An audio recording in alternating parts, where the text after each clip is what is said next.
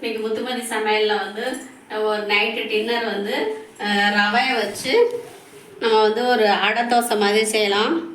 அடை தோசைன்னு சொல்லலாம், பண்ணு தோசைன்னு சொல்லலாம். ரவையை வந்து நான் ஒரு 1/4 கப்பு எடுத்து கொஞ்சம் தண்ணி ஊற்றி வச்சுருக்கிறேன் ஊறுறதுக்காக.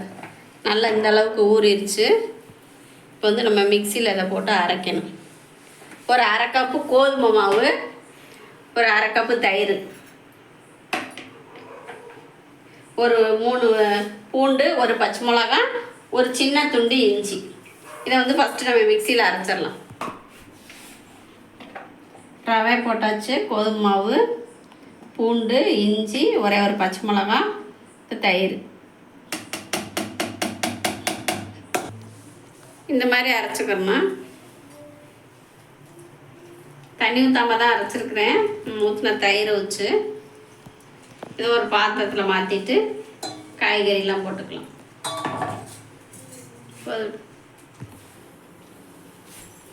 ஒரு கடாயை வச்சு ஒரு 2 ஸ்பூன் எண்ணெய் ஊற்றிருக்கிறேன்.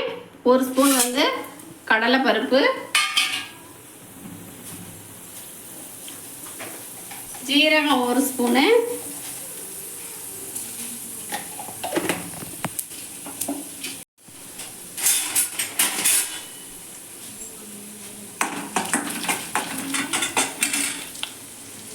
இதில் வந்து புதினா கொஞ்சம், கருவேப்பிலை, மல்லி இலை, ஒரு பாதி குடமிளகாய், ஒரு சின்ன தக்காளி, ஒரே ஒரு பீன்ஸு, ஒரு கேரட், இது எல்லாமே கொஞ்சம் கொஞ்சமாக அரைச்சி வச்சுருவேன். இது எண்ணெயில் போட்டு லைட்டாக ஒரு வதக்கி எடுத்துட்டு மாவில் கலந்துக்கலாம்.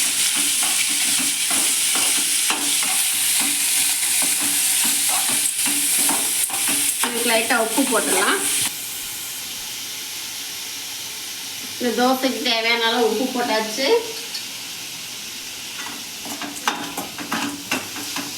காய் ரொம்ப வதங்கணும்னு இல்லை, ஒரு 1/2 வேக்காடு வெந்தால் போதும். நம்ம வதக்கின காய்கறி எல்லாமே நம்ம அரைச்சி வச்சுருக்கிற மாவில் போட்டுடலாம்.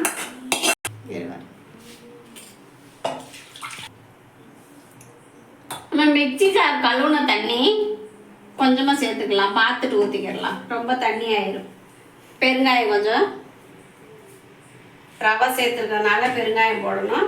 நம்ம அரைச்ச உடனே மாவு உடனே சுடுறோமா, அதனால் கொஞ்சமாக ஆப்ப சோடா,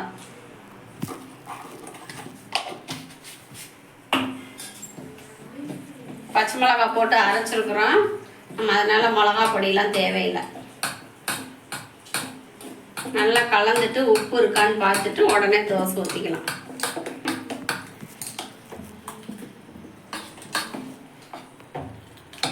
காஞ்சிருச்சு ஆப்பக்கடாயே, ஒரு கரண்டி மாவு எடுத்து ஊற்றிடலாம். ஊற்றி லைட்டாக ரொம்ப பரத்தாமல் லைட்டாக வச்சுட்டு மேலே எண்ணெய் ஊற்றி மூடி வச்சிடலாம். நெய் பிடிக்குன்னா நெய் ஊற்றிக்கலாம்.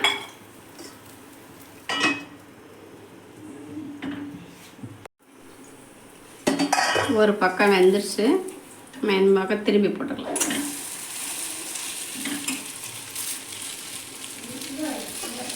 டேஸ்ட்டு கொஞ்சம் வித்தியாசமாக இருக்கும், நல்லாயிருக்கும் சாப்பிட்றதுக்கு. இந்த ரவை ஊறுற டைம் தான் நம்மளுக்கு வேலை.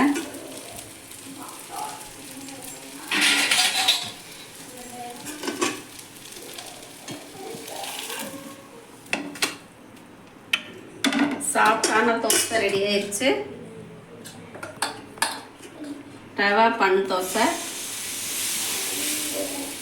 இதே மாதிரி நீங்களும் செஞ்சு சாப்பிடுங்க. வீடியோ பார்க்குறவங்க எல்லாருமே சப்ஸ்கிரைப் பண்ணிட்டு பாருங்கள்.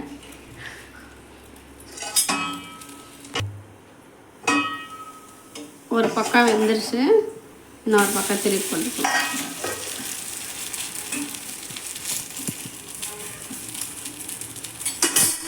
லைட்டாக எண்ணெய் ஊற்றிக்கலாம்.